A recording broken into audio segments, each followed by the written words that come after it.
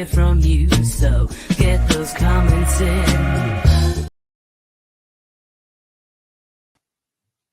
I still can't get over that. Oh, you're back then. Nice of you to join us. Ladies and gentlemen, a very good evening and a warm welcome to the Red and Blue Review. I hope everybody is well out there and you enjoyed the single point that we did get yesterday. Let me introduce you to the panel first of all. Welcome back to Fergus Tid. How you doing, Ferg? Very well, Nick. Thank you. Yeah, just had a lovely Sunday lunch. So. Oh yeah, a little bit inebriated, I understand. Yeah. Not well, a little bit. Good lad. We'll be used to you talking your usual dribble then. In that case, Ian Noble, my wingman. How are you, mate? Very good evening, Nick. Yes, I'm well. Good evening, everybody, and welcome to another edition of the Red and Blue Review. It's good to be here. Good stuff. And also, welcome back. And she says she's nervous. You've got nothing to be nervous about. It's our Lyndsey from the DSA, the Disabled Supporters Association. Ladies and gentlemen, before we say hello to Lyndsey, could you do me a big favour in the chat and send us some love in the chat? I can see, give us some messages and send us some warmth and love. How are you doing, Lyndsey? Okay. All good. Thank you, Nick. How are you? Yeah, all good. Right. Fantastic. Great to have you back on again. In fact, shall we start the show and throw you right under the bus, okay? Before we do, I just want to say hello to a few guys out there. Bruce Muirhead, we love you, man. How are you? Welcome. Keith, I can see you. Michelle, Paul Holden's out there, and Timbo. Nice to see you yesterday, Timbo. Don't forget me ticket up for Tuesday night, mate. Luke Coop, right this here. And each and every one of you watching us live, hello and welcome to the show, everybody. So, Lyndsey, I understand you're on your bike. Well, I'm not. You're not doing it? No. No, I definitely wouldn't be able to do that. Tell us about the what it's for and everything else, and hopefully Lucy will be able to put us up a little graphic in a second. Yeah, so the DSA committee have come up with the idea of a sponsored bike ride. So there it is there. We've got 15 riders who are going to be cycling around some football clubs. So Brentford, Queen's Park Rangers, Fulham, Chelsea, AFC Wimbledon, and then on to Crystal Palace on the 16th of November. And it is to raise funds for sensory packs that we're putting together for people that use the sensory rooms at Crystal Palace. So it will help hopefully enhance their match day experience. So yeah, that's exactly what we're doing it for. And we've got a few riders now. So if anybody else is up for it, then they're welcome to join in. So they just all they have to do is click on that QR code that was on the screen a minute ago. Yeah. Click on the QR code and then just get some sponsorships. But it sounds like the group that are doing it. There are people that don't know each other, so they've set up a WhatsApp group, so they're all chatting on that and everything. So it should be very, very fun. There are some people who who don't really cycle a lot. There are some others I think that do, but yeah, I think it'll be good. So how much does one of those sensory packs cost? Oh my gosh, Bruce knows. Bruce is in the chat. Bruce, I know how much they actually cost each, because I mean there's some good stuff in there. You've got ear defenders, and obviously the bag to hold all the bits and pieces in. It'd be good to know actually how much they are. And do we know how much we've I've just seen a message in the chat. Do we know how much we're looking to raise? I think we would really like to raise sort of between £1,000 and £2,000. I think. I'm not actually sure how much they cost. It's right there. £20. Bruce is already responding. Good on you, Bruce. They cost £20 each, and if it's going to do anything to help the experience of our disabled friends in their time at Sellers Park, it will be great to assist them anything they can. So they're cycling around 6 football grounds, and not forgetting our guest that we had on last week, Kevin Day, is actually walking around all the London grounds Okay, and if any of you missed the Price of Football interview that we did during the international break, it's available for you on YouTube right now. Go back and have a look at it. It was really good, and you can see what Kevin Day is up to, and he's raising charity for the Lily Foundation. Got in. It'll be nice. It's nice today to get a word in edgeways, isn't it? Because last week, we just couldn't get a word in, Nick, could we? The whole show, it was just Kevin Day talk. That was good. It was good to hear from him. The next day, they recorded a Price of Football podcast. They did give us a sort of name check. But they didn't actually say the Red and Blue Review. They said that Palace YouTube thingy, which wasn't too complimentary. But I think they enjoyed themselves on the show, and it was good to have them for sure. And I had messages from both of them after the show, actually, when I was in bed, and both thanking us for giving them airtime and everything else. It's a very good podcast, in fairness. Kevin Day was clearly in the same league as Fergus Tiddies this evening, because he was sitting there with that giant glass of wine in his hand for the whole evening. I reckon he'd probably done most of the bottle before we even came on air. Right, talking about charity events. Can I just, sorry, I've just seen in one of the comments, sorry, I just wanted to say, so David Von Phillips, sorry, I hope that's how you pronounce your name. He's just said you would think the club would provide them. Yes, they will, and they're happy to do that. But us, the DSA, we wanted to have, we like to have quite an input in things like that. So that's why we've decided that we wanted to help and do that. Like we provided a wheelchair a couple of seasons ago. So that's why we're doing it. So yeah, the club are more than happy to do it, but that's us just sort of getting involved and trying to help ourselves. And can I also congratulate everything that you and Bruce do for the DSA.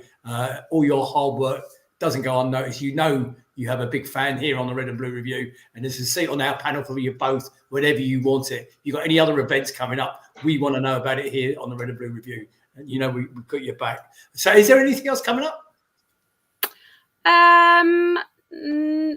We always have a sort of end of year social, so I'm sure we'll be putting that together at some point soon. So and you'll be on here plugging it as well, because that's what we want you to do. Yeah. Right, talking about donations and that sort of stuff. I heard from John Ellicott. Appreciate. I'm just coming back to you, and he wanted to pass a message on to you. You'll be aware that John was doing a bucket collection outside the stadium yesterday in aid of Young Lives versus Cancer.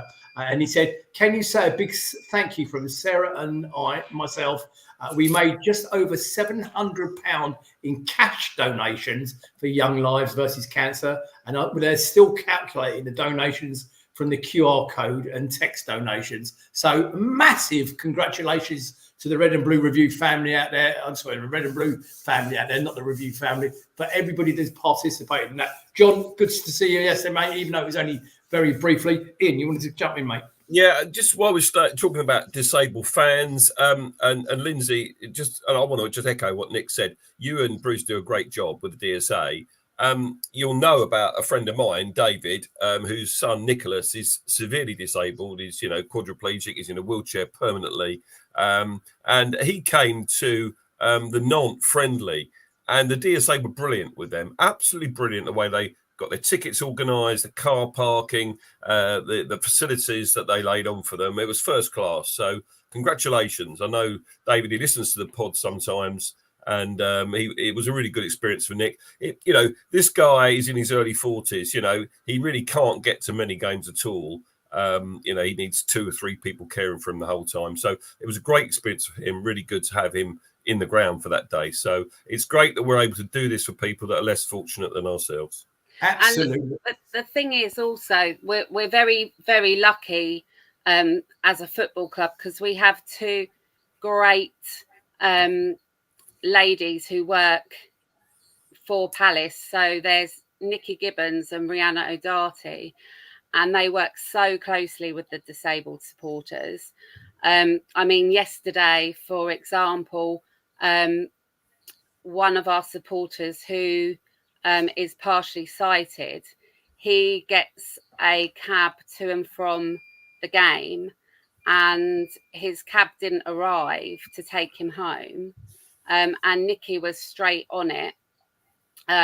She had that. There were 2 members of staff up. They take him up, they pick him up, They walk him down to the ground, they take him in, they make sure he gets food, and that's all he does each week. That's, you know, a big thing for him. Yesterday he couldn't get home. We ended up giving him a lift home, which he was most grateful for. But the DSA are always there to support or help, and, you know, speak to the club if you don't feel that you can, or put anything to the club. But they are really, really good, and I'm sure Bruce will second me on that. And, you know, they are really, really supportive of us. Good stuff. I know I've said hello to everybody out there, but there is one special person I'd like to say a good evening to. He's my co-presenter on New Dawn FM on our Friday evening show. Ian Griffiths is out there. Good evening, Griff. I hope you're well, mate. We need to get together for this week's show. Look forward to it, and I hope you're well. He's a massive Palace fan, the same as we are. So welcome aboard, mate. Nice to see you out there. Right, shall we kick off? I think we'll kick off. What do you want to do? Loan watch first, Ian? I know you got that to hand. Yeah, we can do. Before we get in talking about the game at Selhurst yesterday, which is obviously the main event, we'll spend most of the show on that. We just pulled a few players out that are out on loan from Crystal Palace. It's always good to keep tabs on these young players. David Ozo, of course, he's at Derby County. He played 50 minutes in a 1-0 win for Derby at home. And then Teo Adaramola, he played for Stockport County in a 1-1 draw against Crawley, and he was voted their supporters man of the match. So well done to him. I watched a bit of Jez Ragsaki's game for Sheffield United on Sky the other night. I think it's Friday night. He played just over 60 minutes as Sheffield United beat Hull 2-0. Our two goalkeepers, young goalkeepers out on loan. Owen Goodman kept a clean sheet for Wimbledon in the Dons derby as they beat MK Dons 3-0. And I thought it was ultimate shithousery from Wimbledon, as when they put their result out on their Twitter feed, they didn't even mention the name MK Dons. They just talked about the opposition. We beat them, sort of thing, the same way as we would do for Brighton. So well done to Wimbledon. And Joe Whitworth, he's keeping goal for Exeter City, of course. He was on the wrong end of a 2-1 reverse at Blackpool. I think Steve Bruce is manager of Blackpool. And Danny Imray, he played the full 90 for Bromley in League Two as they lost 4-2 at home to Notts County. I think they were 2-0 up after 6 minutes and lost 4-2. Not the best one for Bromley. There might be some we've missed, I don't know, but there's half a dozen players out on loan and they're all doing reasonably well, all getting minutes, which is the important thing for our loan players. Do you realise I don't think Ferg's even spoken yet? So perhaps... No, I haven't. He could have done that. What I was going to say about the MK, Wimbledon fans, they don't call them MK Dons. They don't use Dons, do they? They just call them MK. Okay, yeah. They don't even entertain the Dons bit. You know, yeah, they don't recognise them as anything to do with Wimbledon. It's developed into a proper rivalry, isn't it? And I think it's great. I think it's great for football. It's what football's all about at the end of the day. It's the same as us from that lot down on the South Coast. Right. So, Ian, perhaps may I suggest that when you do your match review, we better get Fergie involved in it. Okay? Oh, we get all of us involved in it, mate. You and Linz and Lucy, could we, before Ian gets into that, could I ask you to bring up the lineup? Okay, because I think the lineup is something that's worth discussing on its own. Because I think the talk of the Palace social media, especially Twitter this week, was just how the manager was going to shuffle things around up top. Okay, which we'll come on to in a minute. So the lineup was Henderson in goal, Munoz, Klein, okay, I'll ask you about Klein in a second. Guéhi Lacroix making his debut, Mitchell Decore, Wharton, Eze, and Mateta and Nketiah up top. Now, first of all, Ian, let's go to you first. I want to ask you about the inclusion of Klein. How did he do yesterday, and were you surprised he was included? I'll answer the second part first. I was surprised he was included in the selection. How did he do? He did okay. I thought he was found wanting at times. He did okay. Klein will always give everything, but I didn't think he had the greatest game. I really didn't. I think none of Guéhi, especially when we come to talk about him, I thought he had a really poor game by his standards. So I was, really surprised to see Klein included, given, the options. Maybe Chris Richards, he played 90 for the US in a 1-1 draw with New Zealand in the week over in the States. So maybe he was a bit fatigued or had a knock or something, which meant that he was benched. And of course, Chalobah was injured. Otherwise, I think he would have featured. And of course, we know that the other lad from Morocco, Shadi Riyad, he's injured as well, isn't he? So it's going to be a long-term injury. Yeah, he's out till December. Yeah, is that what they said? Is that what the club are saying, Linz? 8 to 12 weeks. Out till about December, and I think Chris Richards was probably, like you say, fatigued from coming back. I think he got back a bit later than everybody else on the international break, and it was just a sort of resting. I think Klein and Munoz have worked well together, sort of in the past, which I think is probably why he kind of went for Klein than playing a player that was maybe jet lagged or fatigued. Unfortunately, it just didn't work out. I think Munoz never attacked down that side ever. He got the ball, he kept passing it back to Klein, which is why I think all the focus was on Klein and he was having a bad game. I think that's because Munoz was probably putting a lot of pressure on him, passing the ball back all the time, rather than running down that flank. But and you wonder about Munoz as well, don't you? Because he too have played international football for Colombia. Didn't they beat Argentina? Is that right? Have I got that right? Yeah.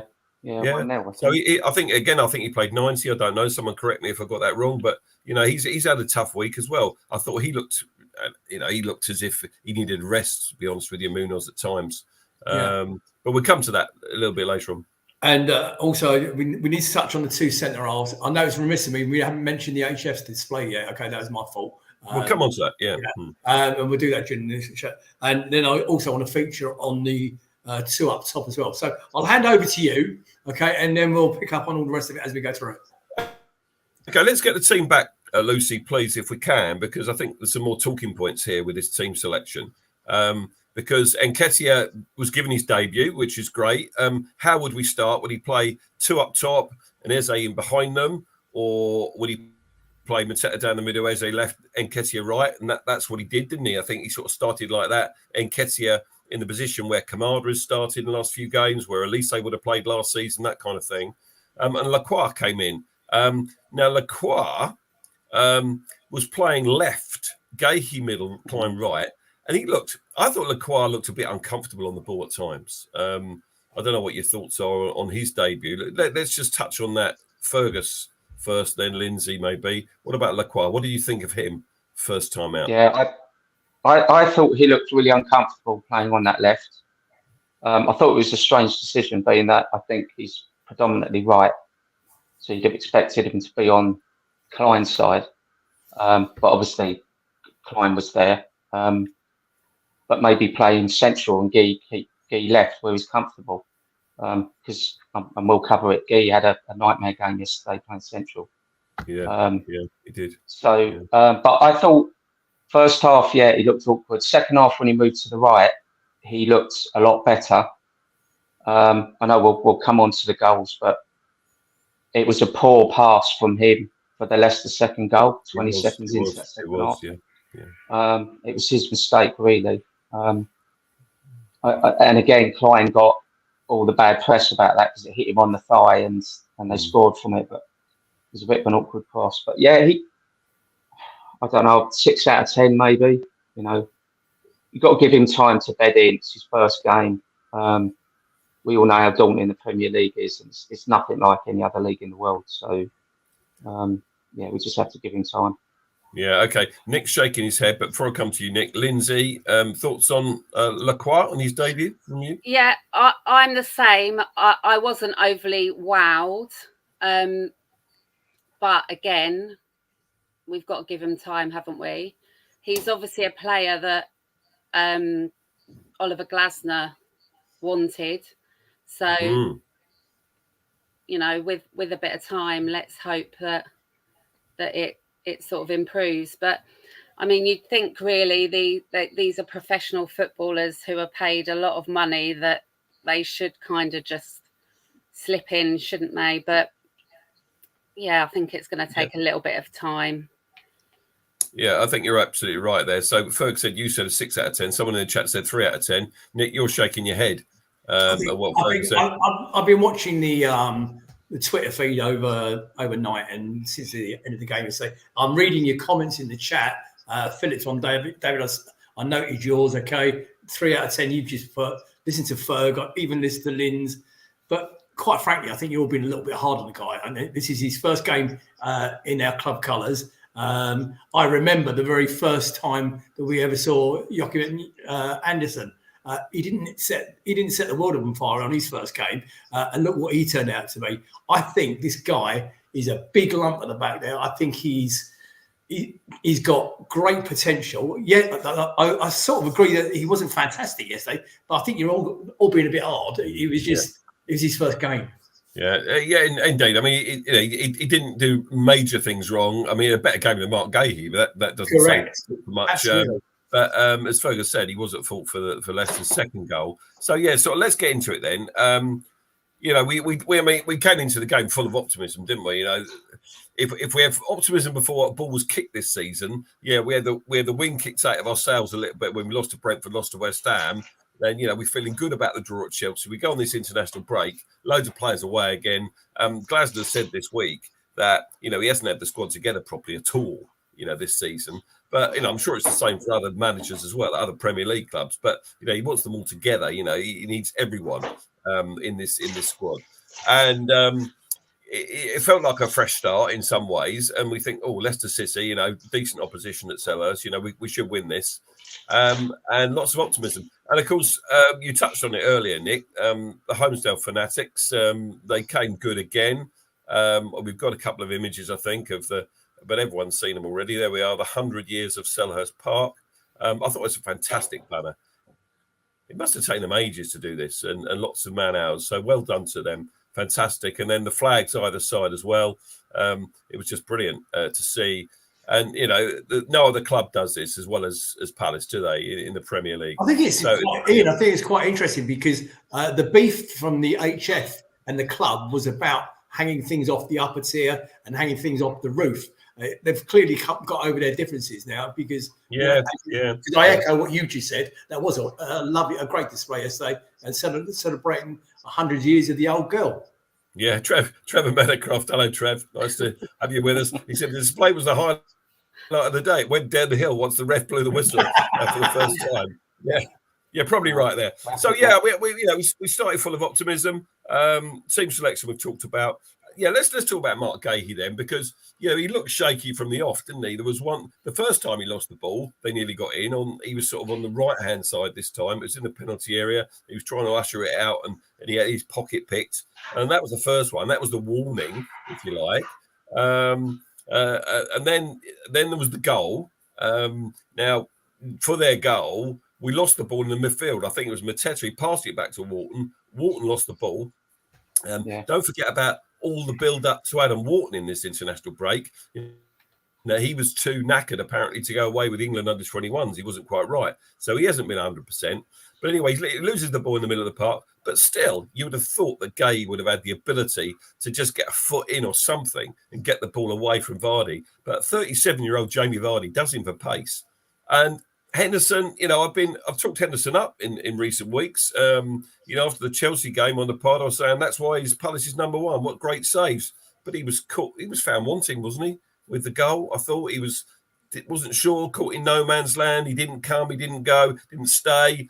He didn't come. If he dived, you probably would have brought him down. But if he stayed, he would have had a better chance of saving it. And he was just caught in no man's land. And I thought, arguably, a combination of Mark Gahey and Dean Henderson was a fault for their first goal.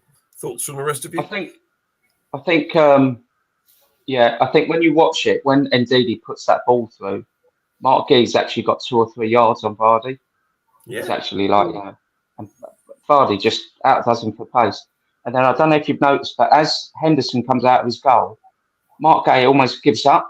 It's almost like, I'll leave it to Henderson. But by then, Henderson, I think, is like, I'm not going to make this, or I'm going to bring him down and give a penalty. So he kind of backs out, flips his hand, doesn't he? And I think between the two of them, Vardy does what Vardy does best. Yeah. It was, yeah. Yeah, Nick.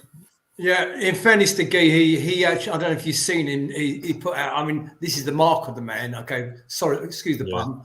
He put a message out on, I think it was on Twitter earlier on. He said, I didn't cover myself in glory yesterday. Great to see the team doing better and blah blah blah. I think you could arguably say that some of the close season or the transfer window pressure is bound to get to the guy. He didn't. You're right. It wasn't his best game, but in his own defence, he's admitted the same. Yeah, I think he said in post-match interview, not just on social media. I think he came out and gave an interview afterward and said, I didn't play very well. And he was right, of course. And then the third mistake was a complete air shot almost, wasn't it? It let Vardy in again when they could have scored a second one, and a better finishing would have punished us. But quite what he was thinking, I don't know, he was really off the pace. But, we've all got a bad game in us at some point or other, haven't we? So, and the players. And so let's hope that's his one bad game of the season and he pushes on now and puts it out of his mind and gets on with it. But, he had a really poor game by his standards. And as you say, he held his hands up. I think a few of them did, to be honest with you, Ian. Yeah, I think I was just trying to. Well, I think one of the things I said on the way back was I don't think anyone had a particularly good game, and yet one player I thought who did play very well on a debut was Nketiah. So I thought he did well. He did really well. He worked hard, and there he is, looking rather proud in red and blue, wearing Jordan Ayew's number 9 shirt, and we'll come on to him in a minute. But I thought Nketiah did really well. He had a half chance early on, a header that went well wide. And then in the first half, he had, or was it? The second period, wasn't it? He had a shot that was just wide. He just dragged it wide. That was a really good effort on goal. And another day that would have crept in at the far post. So I thought he had a really good game. He was the reason we got the penalty in the end, because he was the one that was putting pressure on the Leicester defence and it created the opportunity for Sarr to go down in the box. So, we're jumping around a bit here, but I thought Nketiah had a really good game, good 90 minutes, and very, very encouraging for me. In the first half, we might have been 1 down at half time, but we had chances as well, didn't we, Ferg? There were chances to have scored ourselves in that first half. Eze probably had the best of those, didn't he? Where Mitchell crossed it in from the left, and he took it, like he does, sort of like deft touch, beat Fayez. And it looked like he was trying to pass it into that corner of the net. But then when you look at it from an angle, maybe he was crossing it to Mateta, but neither, obviously didn't go in and Mateta was too far away from it. So that was probably the best chance in the first half. Yeah, it was almost neither one thing nor the other, was it? It wasn't quite a shot, and it wasn't quite a cross. It was. And I think Mateta would have probably been called offside if he didn't touch that ball anyway. So it didn't go in. It's one of those, isn't it? Yeah. Lyndsey, you had a privileged position yesterday in the ground, didn't you? Tell us a little bit about that. I was just. Well, come on in. On the halfway line. In the director's box, I understand. In the padded seats, I understand. Yeah. Lyndsey, sorry to embarrass you. Lyndsey was in the director's box. And but the point I want to make is you would have had a perfect view for the kickoff of the second half. I wouldn't have, because prawn sandwich. I was late getting back up. There you go. Were you? Yeah. I missed the 2 goals. Did you really? Anyway, so there we go. Well, at least you're honest. Yeah, so Leicester City kick off for the second half. We go 1-0 down, disappointing. But Leicester kick off the second half. And I counted, I think they had 5 touches of the ball before it was in the back of the net. In 20 seconds, I think. 22. I could not believe what I was watching. I had no words at all. And loads of people like you, Lyndsey, missed it. They were in the bar and coming back and weren't sure what had happened. Ferg, were you one of them as well? Yeah, I was. I just heard this muted. I thought they'd won a free kick or a penalty or something. So I was walking back up the stairs to get to my seat. And and one of the stewards was effing and blinding about how rubbish this team is. And as I got up, I could see all the Leicester players in the corner of the Whitehorse celebrating. But you said 5 touches, but they actually lost the ball, didn't they? And we gave it back to them. Yeah. So it makes it worse. But I missed it. Missed the second goal. Their second goal anyway. Yeah, Paul Grant, Chuckle Brothers defending from me to you to me. Yeah, Lacroix should have cleared it better. And then Klein, it came off his thigh or something, didn't he? And yeah, just a really poor goal to concede. Having been 2-0 down, first minute of the second half, I guess you would have taken 2-2. I know I would have done at that stage. You're right. Because it is a long way back. And Oliver Glasner talks a lot about this. He talks about it's a tough league. And if you concede 2 goals, it's very, very difficult to win a game. We saw one side do it yesterday after we played tea time kickoff. But he's not wrong, is it? It's not easy. Goals are a premium in the Premier League. Well, they are for us this season anyway. So 2-0 down. We did respond, though, straight away, didn't we? And, we start attacking well. Eze out to Mitchell, crosses the ball in. Jean-Philippe Mateta. We think we've got one back. No, the lino has been useless all afternoon. Sticks his flag up to flag for offside, but he hasn't flagged once for them in the first half. And we think it's offside. So no goal celebration because it's all a bit muted. Now, we've got some pictures of this, I think. There's the ball going in. Now, Ferg, you were saying you weren't sure why it was given onside, but can you not see from that clear picture? Well, no, but the picture they were showing on the screen didn't have that defender, the one that's just inside Mitchell. So all you could see was the 2 defenders in the middle. And that was it. That's what they put up. Yeah. So you're thinking, how the hell is he onside? Who's playing him onside? But of course, we can't see the other picture. Yeah, we can't see that one. There's the answer. There's the answer. If this guy's got shorter legs, Jean-Philippe Mateta is offside. But because he's because I'll be honest with you, I never celebrated the goal because I thought he was offside. There are loads of people jumping up, and I just sat in my seat. I thought, no, he's offside. So I was amazed when they gave it. We love VAR on this show, don't we, Nick? We love VAR. I was sitting with the talented Nigel Croucher, standing with Nigel Croucher yesterday, and as soon as it went in the back of the net, I called to all the guys around me that it was offside. Because he looked, as Ferg said, it was the second. That was the view that I had. I could just see Mateta way in front of the last defenders. I didn't see the other guy, the defender guy. Yeah, I didn't see that. I said that was offside.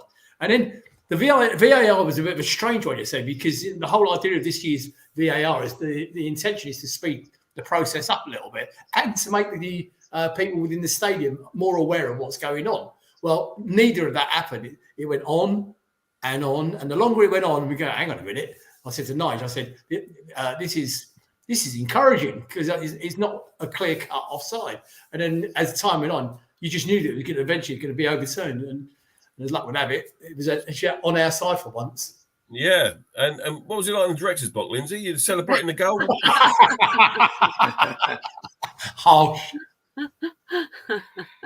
Dropped a prawn sandwich. Why do we stand up and go, well played? I tell you what, you won't be coming on the show anymore if I keep doing this to you. I'm sorry. I just couldn't resist. I couldn't resist. I'm only joking. Yeah, so we're back in it, aren't we? We're back in it and we think, oh, this is all right. As the second half wore on, what were you thinking, Linz? Were you thinking we're going to get back in it? Was there, were you optimistic we were going to get this goal back? It was recoverable, or were you thinking this isn't going to happen today? No, I'll be honest. I wasn't very optimistic at all during the game. Not at all. Yeah, I agree. And the bottom line is, this is a game we should be winning. It's Leicester, a newly promoted team, at home. Yep. We should be winning it. Yeah, absolutely. Yeah, absolutely. And we did huff and puff a bit, didn't we? Second half. Nick, were you optimistic that we were going to get back in it? Again, I'm going to be like Lyndsey. I'm going to be hands up, totally honest with you. Like I said, I was with Nigel, and I actually said to Nigel, "This is going to be one of those games where we press, and we're searching for that equaliser, and it's going to end up 3-1." I really thought they were going to go up the other end and nick a third. So I'd actually made. I was meeting my son after the game, and I made my way up to the back of the Homestale, and I was in the back behind the HF actually when we won the penalty. So I hadn't left the ground, but I did see it. Yeah. But I really thought it was going to be 3-1. Let's talk a little bit about the substitutions yesterday. Cheikh sadly only lasted 45 minutes. I'm a bit worried about him because he's such a good player, and yet he seems to be very injury prone. I'm not sure what the problem is. Do you know what the problem is, Nick? Can I ask a question on that? Why did he? Well, yeah. We're talking about Decore going off. Yeah. Why did he not bring Lerma on? Because I think because I think Lerma's travelled all week as well. Lerma's had an international long trip. I think there's an element of that in it. But also, I think that Hughes has not really let us down. I mean, you could argue that he let us down at Chelsea because he got booked in. He should have been sent off. We did that one to death 2 weeks ago. But certainly in some of the other games he's played, certainly the Brentford game, I thought he played well. Norwich Cup game, he played well. And we missed him against West Ham when he was ill. So I think Hughesy proved yesterday why he was given the chance to come on and be Decore's replacement. I think he played well, Will Hughes, for the 45 minutes we saw him. And he was sort of back to his old self. He was breaking the play up. He was going forward with the ball. How many times do players go backwards? We talked about Munoz going back yesterday all the time. Even Eze was passing the ball back too often, I thought. And yet Hughesy, he always tries to look forward. So does Adam Morton, to be fair, most of the time. So that's what you want. Lens. Can I just say, people in the chat, I just would be quite... I'd like to hear people's opinion on Decore starting. I had a bit of a dispute with someone saying, why isn't he starting? Why isn't he starting? But obviously he'd had the injury, the injury, and he was off for a long time. And Glasner and the medical staff had said they wanted him eased back.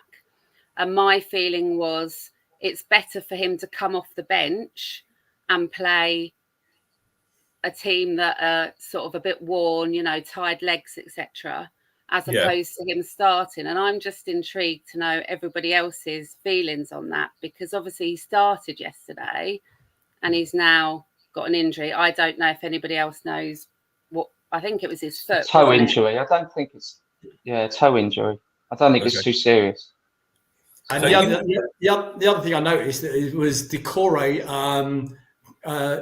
Sorry, my battery's about to die on my laptop, so I'm going to disappear for a minute. I actually thought he was having a good game, and it's sad to see him go off. It's one of those. I mean, they also had that behind closed doors game against Reading as well, and I think that was to help increase Decore's fitness. Well, we know that didn't happen. Ian, carry on for a minute. I'll be back in 1 minute. Yeah, sure. So, So, Lyndsey, you're saying you thought Decore should have been on the bench? Is that what you're saying? No, I didn't.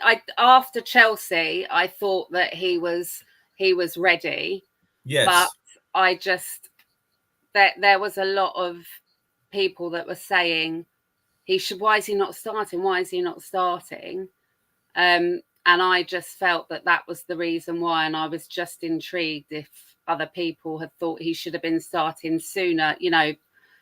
At the beginning of the season, as opposed I see what I mean. Yeah. So maybe he wasn't ready, and Glasner thought he was ready yesterday, and he just got another injury, just picked up a knock. So hopefully it's not too serious, and we see him next week. But I thought Hughes did do well for him. Someone said in the chat, I think Hughes is a better player than Lerma. Well, it's all open to it's about opinions, this game, isn't it? So Hughes hasn't really let us down, and I thought he did well when he came on. So the other subs, though, so we're losing 2-1. Klein, we talked a bit about Klein. We knew it wasn't his greatest game. 64 minutes, he's replaced by Kamada. So you take a full back and you bring on an attacking midfield player. Very positive. 81 minutes, Munoz. You take off a wing back, although he's an attacking, wing back most of the time. He's still a defender first and foremost. And you bring on a winger to play right back in a back four. And then on 89 minutes, he takes off Tyrick, Mitchell, and brings on Schlupp, who's really an attacking midfielder, to play left back. So we finished the game in a formation. Nick's the only one with me old enough to remember this, but when we played football at school years ago, you had 2 backs, 3 midfielders, and 5 forwards. When you played Subbuteo back in the day, you set your team up 2-3-5, all out attack. And that's what it was like at the end, wasn't it? It was crazy. We had 5 attackers on the pitch. Yeah. But they were bold substitutions, and I'm glad he did it because it worked in the end, didn't it? It paid. It was I mean, you've got to hand it to the manager. I've actually written down here, did the manager actually get the initial formation wrong? But did he put it right with the substitutions? Ferg, I'd like, because you're pretty good on this. So on the substitutions, I think Hughes and Kamada made a difference when they came on. I think the turning point for us was the substitutions that Leicester made. So Cooper took off Miv Didi, Ndidi, and then Ayew afterwards. He took off probably two of their best three players. One of them that set two of the goals up. And I think in response to that, Glasner's thinking, well, they're going more defensive. I need to go more attacking. I want to win the game. And that's why we ended up 2-3-5. Like, it's like you used to play in the school playgrounds, wasn't it? You 5 up front. But I think Glasner responded to that. Our XG for the last 15 minutes after the substitutions was 2.49. It was massive. We created most of our chances or our expected goals in that last 15 minutes. And I think that was purely down to Leicester taking their most effective players off and us bringing our attacking players on. And it was just a matter of time. It's a shame we didn't have another 5 minutes on the game, because I think we'd have ended up winning that. Yeah, I think you're right. There was only one team going to win it if any team was going to, and we were definitely in the ascendancy. And it is great. I think everyone's agreeing that it's good to see Glasner going for it. We're behind in the game. We need to get something out of it. Now, Sarr, he made a difference, didn't he, when he came on? He put the ball across a couple of times. He had a shot that was blocked. And then we talked about it earlier. And Nketiah, caused a bit of unrest. And it allows Sarr to break into the box. It was Connor Cody. He was a sub, wasn't he? On as a sub for Leicester. And he stuck his foot out. It was a clear penalty. No debate at all. Come on for Ayew. Yeah, we'll come back to Jordan Ayew. I do want to talk about him a little bit, not a lot, but just a little bit maybe. But so we get the penalty. I've got Eze in my fantasy team. I'm thinking happy days, and JP takes it. So there was a bit of there was a bit of a committee meeting about it. Did you notice on the edge of the box? Yeah. I think I think Eze isn't he the designated penalties taker now? I thought he was. We thought so. Yeah. But what Glasner said afterwards, he said it's either one or the other of them. It's Mateta or Eze, and they decide on the pitch the one that's feeling the best about it. So I think Eze, he hadn't had he hadn't had the best game by his standards, maybe. Maybe Mateta wanted it, so he let him take it, and thankfully he put it to the keeper's left and we scored. So I think Mateta's quite sort of headstrong as well. I think he can be quite, I'm taking it. Yes, my ball, yeah. To be fair to Eze, he didn't push it, did he? They had a conversation, he just turned around and walked away, which is, what you want to see. You don't want to see bickering and fighting over a penalty. Yeah. And, also when we scored it, we didn't really celebrate the goal. We just grabbed the ball and got back to the centre circle, because we wanted to carry on and potentially go on and win the game. And we didn't really create an awful lot after that. But nevertheless, the intention was there to go on and win it, having equalised late on. But, having equalised, I was sort of quite happy to take the point in a way. I just didn't want to lose it, because it is a rotten feeling when you lose at home, especially to a team like Leicester. And even though it's only a draw and it's only 1 point, it always feels a bit better when you come from behind, even against Leicester at home. It felt pretty good against Chelsea away when we came from behind to get a point. But, do you know what I mean? It's always better, isn't it, when you've equalised rather than held the lead than drawn the game. Yeah, I mean, for Leicester, it felt like they'd lost the game. Okay, a bit like and we've been in that position, as you rightly said. But to me, I was delighted with the point, if I'm honest with you. Yeah, absolutely. They were really singing, the Leicester fans, weren't they, a few minutes before it was coming up to the 90th minute, and they were really loud. Yeah. And then all of a sudden... Good. Bad luck. Bad luck. Couldn't happen to a nicer bunch. So we draw the game 2-2, and, it's not too shabby. I saw a note that Tom Clark-Samuel put on a chat earlier today. Apparently, we were the only Premier League team yesterday not to have any bookings. I suppose and that's why you should follow Tom Clark-Samuel and Red and Blue Review Twitter account, because I know in the next 10 seconds our Twitter account address will pop up on screen.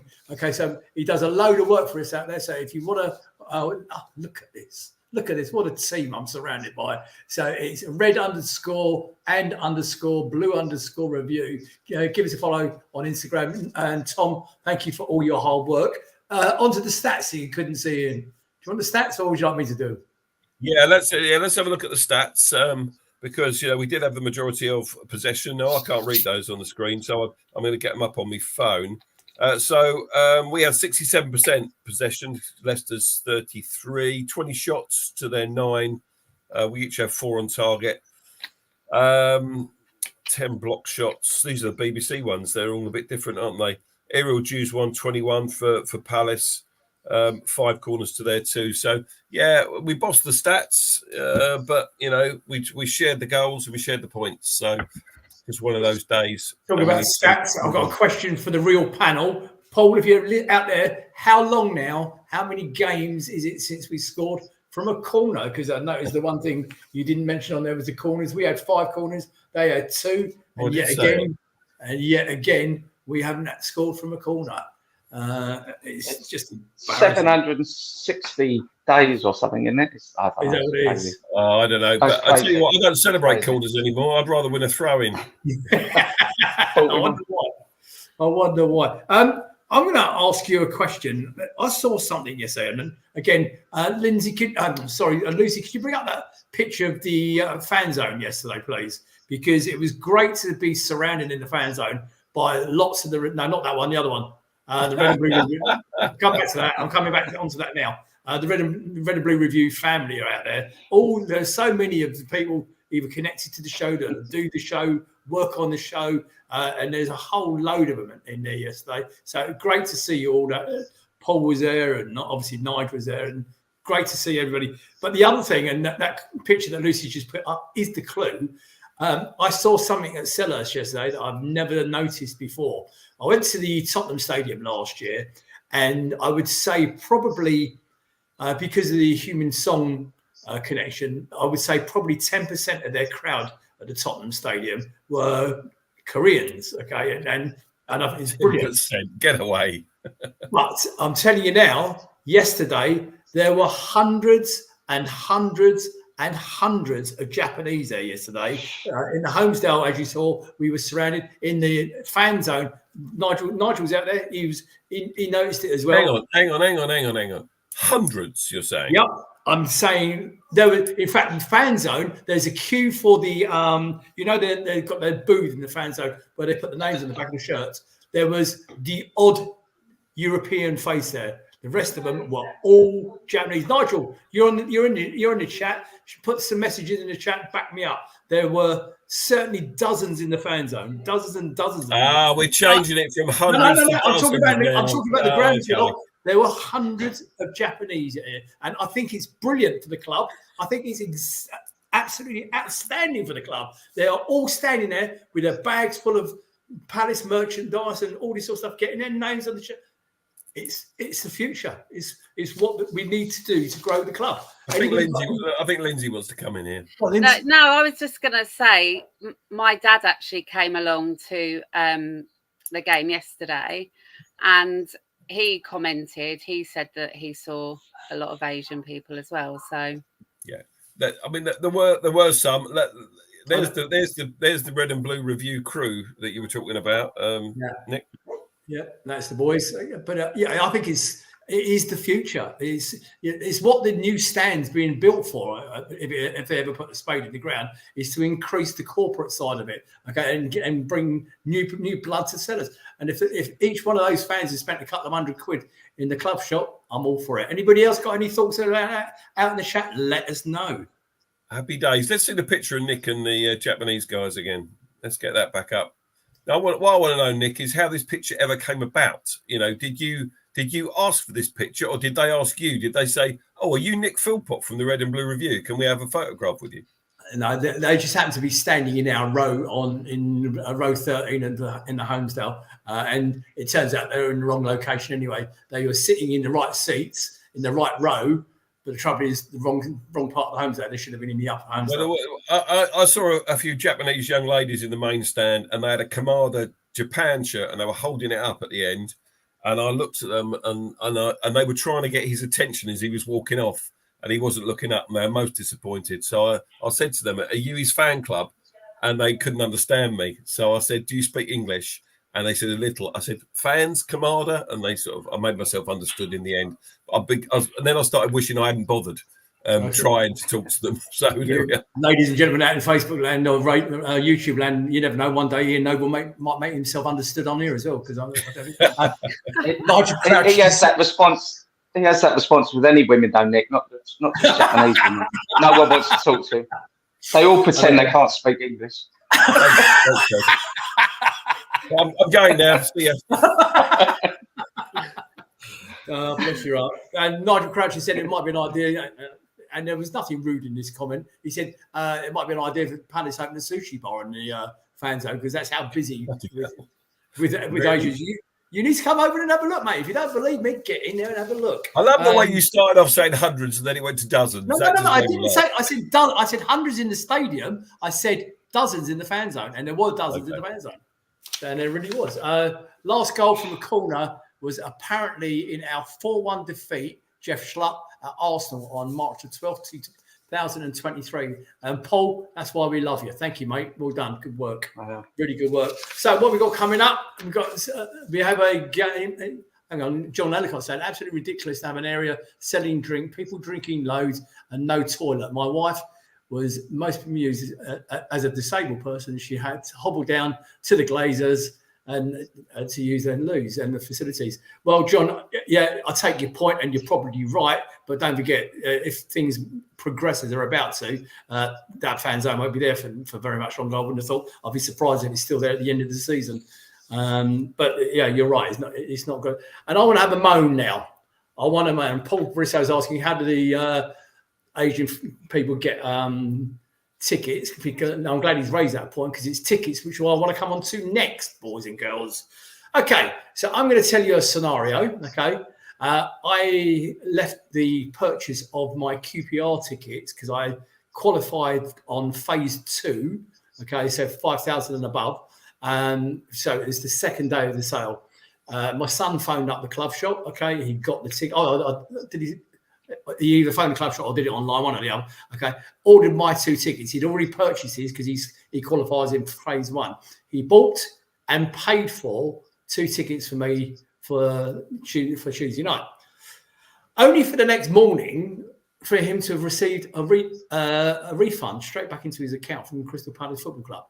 Now, because there is no documentation to this apart from his banking app, okay, showing this refund, Palace have completely denied the purchase ever took place. Well, I know it did, okay, and his phone has shown me that it did. Has anybody else experienced issues over the QPR tickets out there? Because if you have, I want to.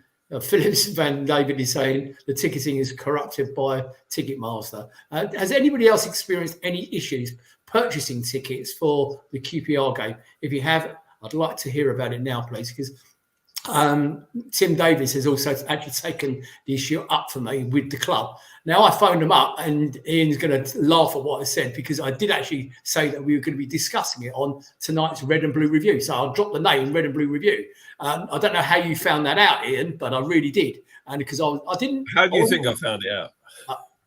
You obviously know. You obviously spoke to somebody there as well. But I wasn't rude to the person that answered the phone. I'd never be rude to anybody. They're a Palace employee at the end of the day, and they're a part as much of the Palace family as anybody watching this. But to say that I was pissed off, okay, is an understatement, because I still haven't got those 2 tickets. Okay, luckily Tim has sorted me out. I've got one for myself. Okay, but that's not the point. Anybody else experiencing issues with buying extra tickets? I'd love to know that there. And Lyndsey, have you seen anything like that before? No, I haven't. Have you? But obviously with the FAB now, that's something that you could perhaps bring up with them, because I think that they are looking into ticketing and such things. So perhaps have that. Luckily, as I say, luckily I've already passed it on to Tim Richards, and he's already taken it up with the club. But I just wanted to be able to support him with what he's doing, and it's too late now, and they're never going to come back to me. Oh yeah, when I did phone him, I actually phoned him from here yesterday, and they said, "Oh yeah, you're on the waiting list." I said, I think the QPR game has been a particular farce because there was a price for season ticket holders, and they were selling tickets at the full price to season ticket holders. And when they realised they'd done that, they were giving refunds. It's complete dog's breakfast. So I think it's just been a bad experience, QPR. But our ticket offers has never covered itself in glory, has it? There's always been issues, and I think by introducing the provider in Ticketmaster hasn't helped particularly. But I haven't had a bad experience like that, Nick. But all you can do is to politely complain, and I find probably going in person is the way to deal with these things sometimes than sit on a phone for ages. So if you can, right. I also put a complaint into. Now I've said it, and now his name has gone. Paul. I know you mean Paul McGowan. Paul McGowan, Scottish guy, yeah, indeed. And I've spoken to Paul many times before. He's a nice guy, and it's no reflection on the staff over there. They're only given the tools. Ian, you want us to talk about Yaz? Yes, my friend Yasmin, our friend Yasmin, is doing the marathon march on Saturday, the 12th of October. And if anyone would like to sponsor Yaz, I know she would be very, very grateful. She did it last year and nearly killed herself. We hope she's better trained this year. She's done it once before, so she knows what she's letting herself in for this time. But the link is in the chat, and we'll just leave it there for a bit. So, Yasmin, good luck to you. Walk well, go well. We wish you every success. In fact, when your legs recover, Yaz, come back on the show because we want you back on the show anyway, and we want to know how it went and everything else. Tell us all about it. So coming up, what we got coming up? Obviously, we got the Carabao Cup game coming up on Tuesday evening. Is it 8 o'clock kickoff? Ian, is it? It's either 8 o'clock or 7:45. I'm not sure which off the top of my head, but I'm sure somebody will tell us Tuesday anyway. It's definitely Tuesday, so I know that much. And Sunday, the 22nd of September, 2 o'clock kickoff away at the Tottenham Stadium. Okay. Hang on. That's not the next game. It's Man United. Oh yeah, so it is Man United. So Lucy, get the games up, and then we'll talk through those if that's all right. Yeah. And then there we are, Nick. That's there. There you go. There you go, mate. Wow, I'm missing a whole page of my script here. So 5:30. Next Saturday evening is the Man United game on the 21st, okay? And then following week, we're away. It'll be our last trip to Goodison Park, will it not? Unless we get drawn against them in any of the cups. And then home to Liverpool, very important game. I won't be hosting the show that weekend. Mr. Noble will be. Then we're away at the City Ground for Nottingham Forest on Monday the 21st, another 8 o'clock kickoff.